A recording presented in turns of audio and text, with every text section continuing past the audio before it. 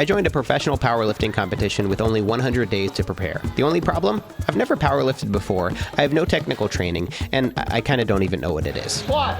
But that's not going to stop me. Okay, maybe it will. So I set out to learn everything I could about becoming an elite powerlifter, from the mechanics of lifting to diving into strength training science and perfecting my nutrition plan. I'm dedicating the next 3 months to becoming a professional powerlifter. This is crazy. Bit more. Okay. Nice. Will I be able to compete at the highest level or injure myself and jeopardize the entire process? So he said it's probably a 1st or 2nd degree tear. Oh my God. This video is sponsored by Squarespace. First things first, what is powerlifting? In its simplest terms, powerlifting is a sport designed to find the strongest person in the room. Its origins date all the way back to ancient Greece, when men would lift stones to demonstrate their strength and prove their manlyhood. It wasn't until the 1960s that the first official competitions were held, and powerlifting started to look a bit closer to what it resembles today. There are hundreds of different lifts you could do to prove how strong you are, but for a powerlifting competition, there are just 3 that are performed: the squat, the bench press, and the deadlift. Each of these lifts require a different set of skills, technique, muscle, and strength. Competitors, who are divided into different weight classes, get 3 attempts to perform their 1 rep max. That's lifting the heaviest weight you possibly can, just 1 time. And the person who lifts the most combined across their squat, bench press, and deadlift is deemed the strongest, and the winner of a lovely dinner plate. When you put yourself under this kind of weight, there's the potential for dangerous outcomes. Torn muscles, serious injury, and even death have resulted from powerlifting. So let's sign up for a competition. All right, so I'm preparing to sign up for my very first powerlifting competition, like a legitimate competition where you wear a leotard, you get up on a platform, and you lift the heaviest weight you've ever lifted in your life. I have to declare my weight class, 75 kg. Equipment, there's only one choice, it's raw, and that's it. I just signed up for my first powerlifting competition. What the fuck? Before I start training, I want to weigh in and get my body measurements. I want to get an accurate look at what I look like before and after powerlifting, so I'm not going to flex. This is me not flexing. And I know that there are going to be some people that are saying I'm only doing this video so I can take my shirt off. Yeah, I don't have a response to that. I'm currently 5'8" and weigh 158 pounds. And here's the full rundown of all my body measurements. I'll be doing a comparison at the end of the experiment to see how big I actually get. If you're wondering, my biceps measure in at 15 inches. While I have 0 experience powerlifting, I have been going to the gym since college, and I'm pretty confident in my bench press. The 2 exercises that intimidate me the most at the gym, though, are the deadlift and the squat, which is why I almost always avoid them. I want to safely test my strength on day 1, so I did my best 5-rep set of each lift. Then I threw that number into a 1-rep max calculator to determine what I could hypothetically lift in a competition if I had to do it today. Here's what I got. My squat was 185 pounds. My bench was 200 pounds. And my deadlift was 256 pounds. This is a far from perfect way to calculate your strength, but it'll have to do. So this is the official USA Powerlifting rulebook. It includes hundreds of rules and guidelines for performing each lift. Disqualifications can come from dozens of different technicalities: a double bounce at the bottom of a squat, failing to hold the bar still at the top of a bench press, not locking your knees at the top of a deadlift, and so on. The more I look into it, the more I realize I am completely out of my depth. So I want to talk with an expert who can help give me some guidance about how to best get started with training. So I reached out to someone who goes by the Australian strength coach online. His real name is Sebastian Oreb. I gave him the spiel. I told him about what I was trying to do, and he agreed to train me for a day. So I guess we're doing this. Sebastian's resume is impressive, to say the least. As an elite powerlifter, he's held several national records and can lift some serious weight. This is him squatting 881 pounds. Cool. But not only is he insanely strong, he's also the strength coach for Thor Bjornsson, widely regarded as one of the greatest strength athletes of all time. With 30 international competition wins, and as the current world record holder of the deadlift at 1,105 pounds, many strength analysts and strongman experts consider Thor as the strongest man to have ever lived. So yeah, maybe I can learn a thing or two from this guy. Sebastian, thanks so much for joining me today. You're one of the best strength coaches in the world. Thank you. So question number one, can you actually help me open this jar of pickles? Oh, okay. I've got just 3 hours with Sebastian, who goes by Bass, to learn everything I can about powerlifting. Most importantly, I want to walk out of here with the proper lifting technique that I'll be using in my competition. Shoes off. Shoes off, yeah. No shoes is the best footwear for a deadlift. Okay. Right now I've got you some knee sleeves as well, but instead of putting them on your knees, I'm going to put them on your shins. Okay. Because a good strong deadlift needs to be in contact with your shins from start to finish. Okay. And without those, you get pretty bruised up shins. Yep. And bleed on my barbell. Okay, yeah, don't want to do that. Okay, so first things first, I'm just going to ask you to show me how you deadlift. Yeah. If it's perfect, I don't change a thing. Okay. Let's do it. Okay, you want to place bets? All right. I like this because we're going to see a really great before and after. Yep.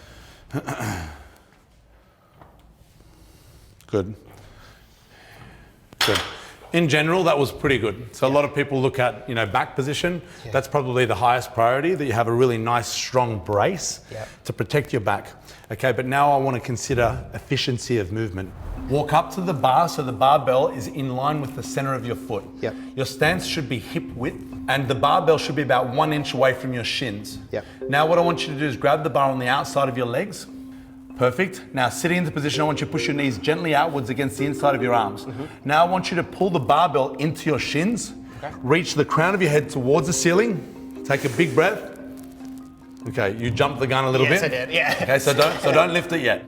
Just a few minutes into my coaching session with Bass, 2 things were clear. He's a stickler for technique, and I have a lot to learn. I'm excited about bench. I think this is where I'm most confident. But I'm sure you're going to have a lot of ways to improve my form. I'm pretty sure I will. So it's not that it's not that I think that you're doing it wrong before. It's just powerlifting technique is pretty unique. Yeah. So I'm going to put you in a position you might look at and go, "Whoa, what are you doing here?" So it's an arched back. Oh, okay, yeah. Yeah, right. That's already new. Exactly. So I just know that. So it's not that you were doing it incorrectly before, but it's just going to be different now. Slide back so your head is off the bench. More. Good. Now from here, push the heels downwards. This is crazy. Bit more. Okay. Nice. Breath hold is a reflex. Yeah. So if you were to lift a heavy object off a loved one that got into an accident, that's just something that would naturally happen. Yeah. Before you lift. So this is a natural instinct. Yeah. Take a big breath to brace. Push the world away. Excellent. Take a big breath. Control. Knees out. Up fast. 2. That's easy. Hold the weight. Let's go. Heels down. 1. Yeah, you got 3. 2. One more. Easy peasy, man. Easy peasy. That was better than the set before. Yeah. You were a lot tighter, a lot more stable, and therefore that weight was easy. To be honest with you, I don't really care how strong anyone is. I've trained very, very strong people. My highest priority is movement, and I did not think I'd get someone to be able to move that well. Oh, thanks. So that makes my job so much easier. Yeah. So training with Bass for the day was overwhelming, but I learned so much. And the best part is that after he finished filming, he pulled me to the side and offered to train me for the entire 100 days. And when I asked him what that meant, he's like, literally come into my gym whenever you want. I'll train you as much and as often as you'd like, which is as exciting as it is terrifying. He scares me a little bit. He's an intimidating guy.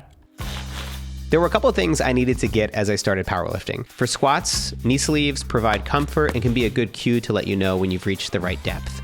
Flat sole shoes for gyms that don't let you go barefoot, which is most of them. You don't want to squat in running shoes for the same reason you don't want to squat on your bed. And for deadlifts, long socks help protect your shins from getting cut up on the barbell. What do you think? Are they weightlifting? Yeah. You got Converse? And the socks too. No, you're not. Yeah. No, you're not. Yeah. No, you're not. Yeah. No, you look ridiculous.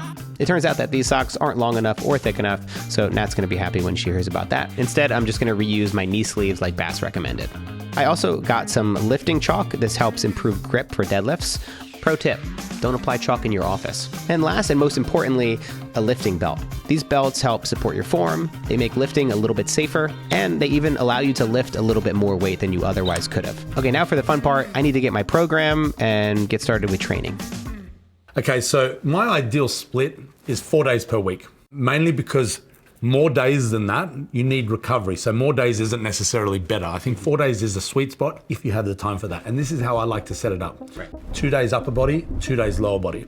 We have a squat day, a bench press day, a deadlift day, and then another accessory day. The sport of powerlifting, I do need to teach you how to do a really heavy weight for 1 rep. It is a skill.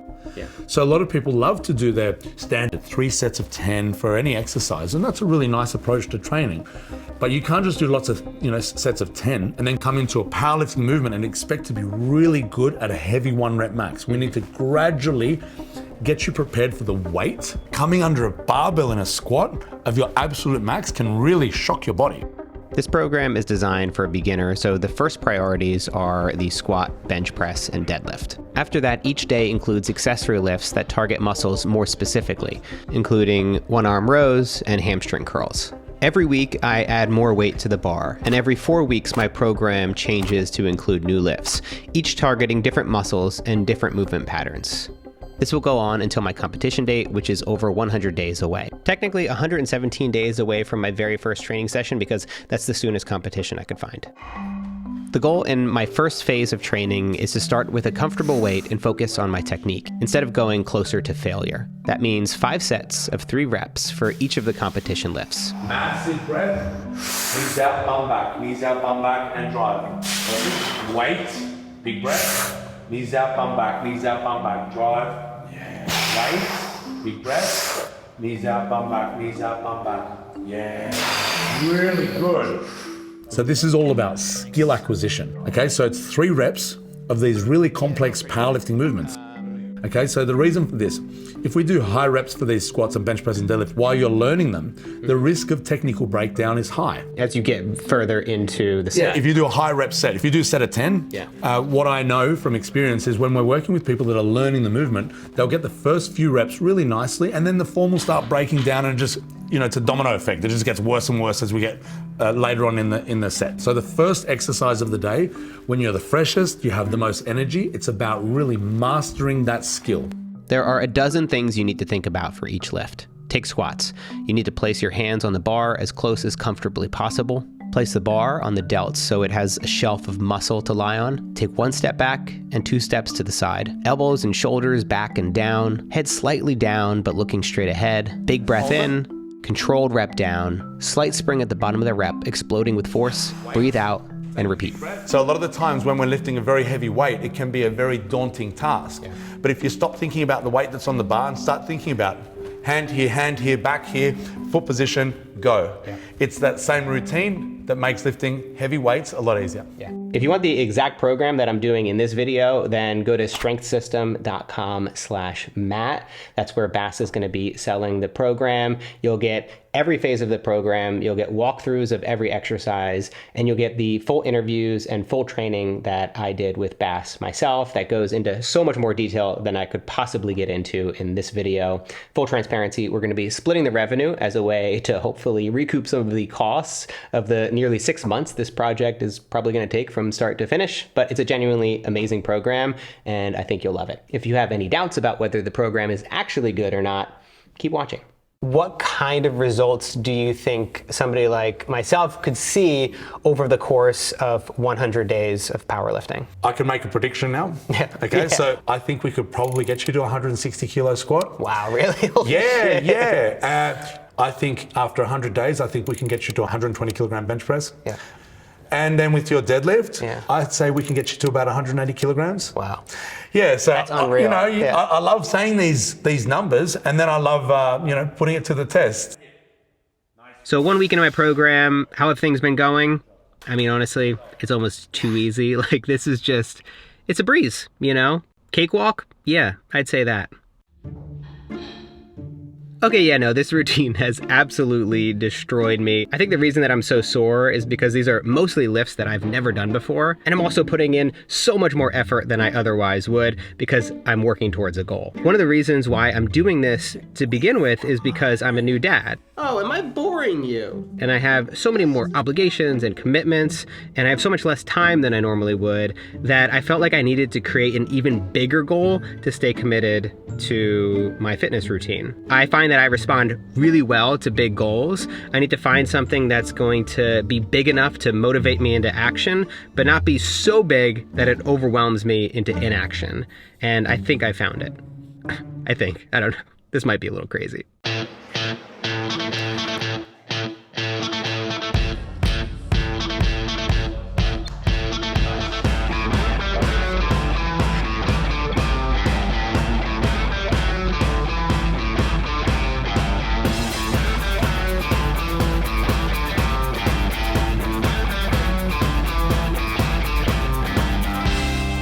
A month into training, I was feeling stronger than I've ever felt before. I was lifting more weight than I'd ever lifted, and I was getting more confident that I could show up and give a great performance in my competition. Then, this happened. You got more, let's go. 4, and again, 5. You got one more. Heels down. You're not enough that. That might not have looked like much, probably because my big dumb face was smiling, but here's what it felt like inside my pec. It didn't hurt necessarily, but I knew something was wrong, and that this could potentially jeopardize my entire competition. I think it's fair to say that I'm pretty much a fitness influencer now, which means that I need to start promoting performance-enhancing products. That's why I'm really excited to share my sponsor for this week's video, all natural Squarespace. Squarespace isn't your typical product. It's a comprehensive platform designed to boost your performance both online and off. With Squarespace, you can create a stunning website to showcase your journey, share valuable advice with your audience, and even sell your own branded merch. But Squarespace isn't just about aesthetics. It's packed with powerful tools to optimize your online presence, from SEO features that help you rank higher on search engines, to integrated analytics that provide valuable insights into your audience's behavior. And the best part, Squarespace is all natural, meaning no shady ingredients or cheap shortcuts. Just pure, effective performance enhancement for your brand. Visit squarespace.com to start your free trial, and then when you're ready to sign up, go to squarespace.com/MattDiavello to save 10% off your first purchase of a website or domain. These statements have not been reviewed by the FDA. Some users have reported disrupted sleep and decreased sexual performance. Always consult with a healthcare professional first. So he said it's probably a 1st or 2nd degree tear. Oh my god. Which is not good. What does that mean? He said probably 4 to 6 weeks before I can bench press again. Get out. Yeah, it sucks. I can't believe it's that long. I know, I'm like crushed. I think you should see another physio. Until you get the answer you want. Yeah, exactly. This was a huge setback for me, but it's just one of the risks of powerlifting, especially when you're training at a very high level with high weights, trying to maximize every single workout. I can't do basically any chest stuff, but he's like, you can do other upper body. Like you can do shoulders, you can do back, you can do your deadlifts and squats and lower body. So it doesn't completely halt all of my training, which is good. That's like the silver lining to it, but it still sucks to have to be out of like my full program for this long. Training is only one part of the puzzle. If I want to build strength and muscle, I need to get serious about what I'm eating. So from day one, I've been counting every calorie and tracking all my macros. This will help me stay more accountable, and it'll also ensure that I'm getting enough of the right foods. Specifically, I need to hit about 1 gram of protein per pound. And I've had to start eating more, a lot more. So I signed up for a meal delivery service here in Sydney called Bondi Meal Prep to make sure I never fall short on my calories. Would it be better to eat nothing but freshly prepared organic food from a professional chef? Yeah, sure. But with the demands of my work, the amount of time I spent training, and the new commitments that I have as a parent, this service has become essential for me at this point in my life. Despite my injury, I got back to training and eating and training and eating. I was putting everything I had into each session, and it was starting to pay off. I'm going for 3 plates on deadlift, which means that there's gonna be 3 20-kilogram weights on both sides of the barbell. It's a lot of weight. I have never lifted this much before.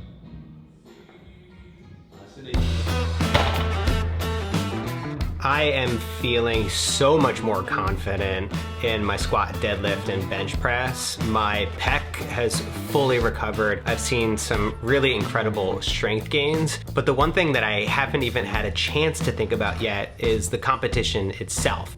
So I'm heading back to base gym one more time to train with Bass. This will be my one and only competition training, so preparing for being under a 1 rep max. Something, by the way, which I have yet to do. Okay, so we're a few weeks out from competition and we haven't done a single 1 rep max. And competition is all about 1 rep max. So there's 2 things we need to learn. 1, what a heavy 1 rep max feels like. And 2, what it's like to lift in front of somebody who's giving you competition commands. There's 2 types of lifters in my experience. 1 that gets really nervous and messes up their performance, and 2, there's people that rise to the occasion and can actually lift more on competition day because of that competition pressure. Either way, we don't know what you're going to be like up until the day, but the biggest problem that people have on their first competition is understanding they can't just squat when they're ready, or bench press when they're ready, or perform the lift when they're ready like they would in training. They have to wait for the ref to give them the specific command, and if you jump the gun and you don't wait for the ref's call, it's a no lift. Let's start with the squat. The first thing that's going to happen is you have to unrack that weight. Once you've unracked that weight and walk back into the position, you're going to wait for the ref to say start. Squat. And then you have to squat to full depth, which is crease of the hip needs to be below the top of the knee. And then you wait for the ref to say rack. That was me not waiting for my command. When you're lifting the most weight you ever have in your life, it's kind of hard to focus on anything else. Let's go. Hold. At the end of my session, I failed 4 out of 9 lifts. Fuck. I don't think I was low enough for that. I don't think you did either. Not the best way to build my confidence. But I did finish the day with a few of my PBs. That's personal bests. Wrapping up my last session with Bass, there was just one more thing I needed to prepare me for the day.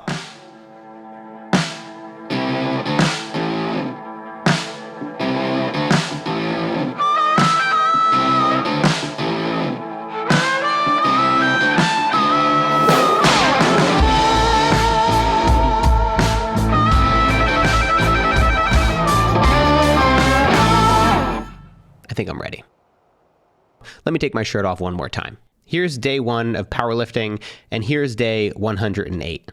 To be fair, the lighting is a bit more favorable on the final day, but honestly, even for me, it's kind of hard to spot the difference. The big reason is because I bulked for a large part of this transformation, so you're not going to see as much of a difference as you would if I cut the entire time. Also, it's just 100 days, so this is what change realistically looks like over that time. When it comes to my body measurements, though, there was a noticeable difference from day 1. Most importantly, my bicep increased by 1/2 inch.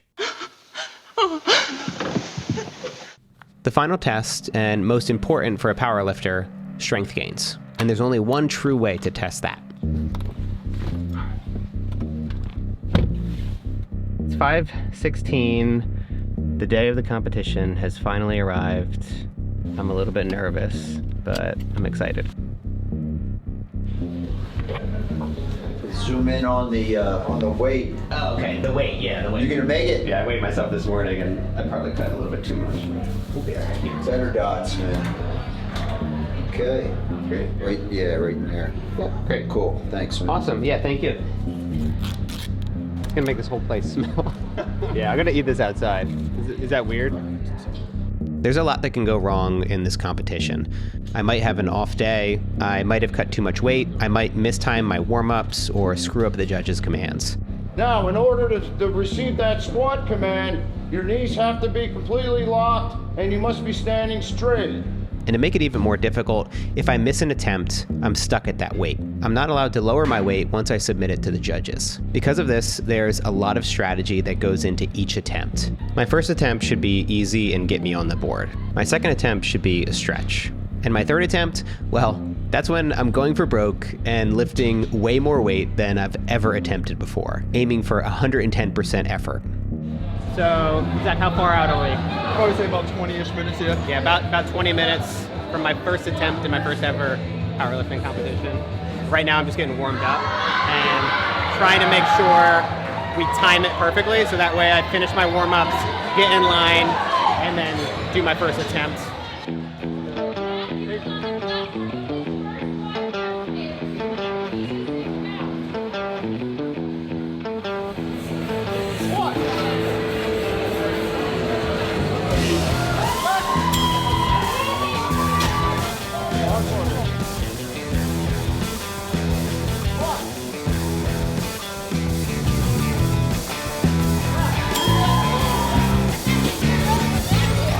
I nailed my first 2 squats, and then something clicked.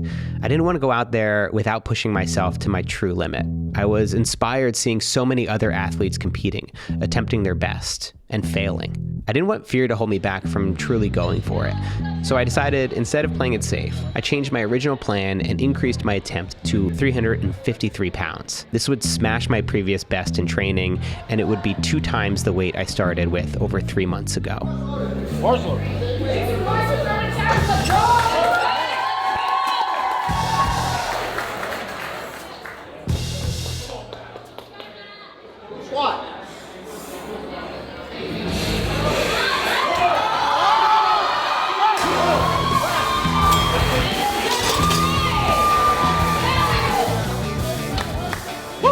Nailed it.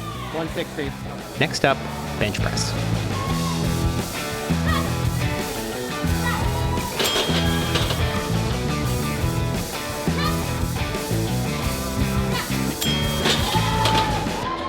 What do you think?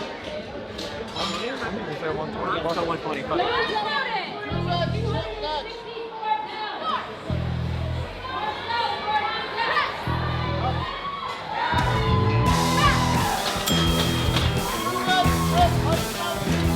And last but not least, probably one of the most intense lifts of all, the deadlift.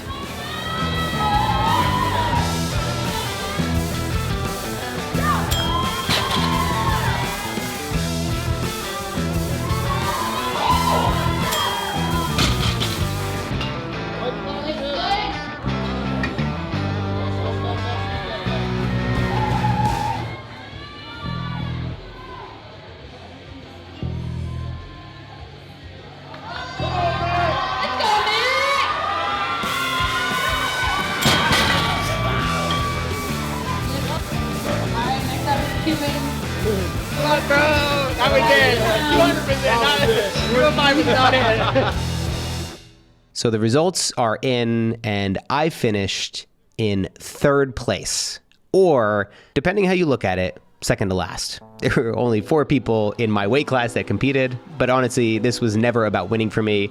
I truly didn't expect to win a powerlifting competition after only training for 3 months. For me, this was really about pushing myself, getting out of my comfort zone, trying something new, and I'm just proud of what I accomplished and blown away by the progress I've made over the past few months. Using my rough 1-rep max calculator from a few months ago, I increased my 1-rep max on my squat from 185 pounds to 352 pounds. My bench press went from 200 pounds to 264 pounds. Yes, with a torn pec thrown in the middle. And my deadlift went from 256 pounds to 441 pounds. Insane. Which means Bass's predictions from day 1 were on the money, except for the deadlift, in which I lifted an extra 44 pounds. The coolest part about this entire experience for me, I did all this at the same time I turned 36 and became a parent for the first time. I challenged my own assumptions of what's capable if you dedicate yourself to a goal consistently and if you have a strong support system around you. Here's to the process, whether you finish first or second to last.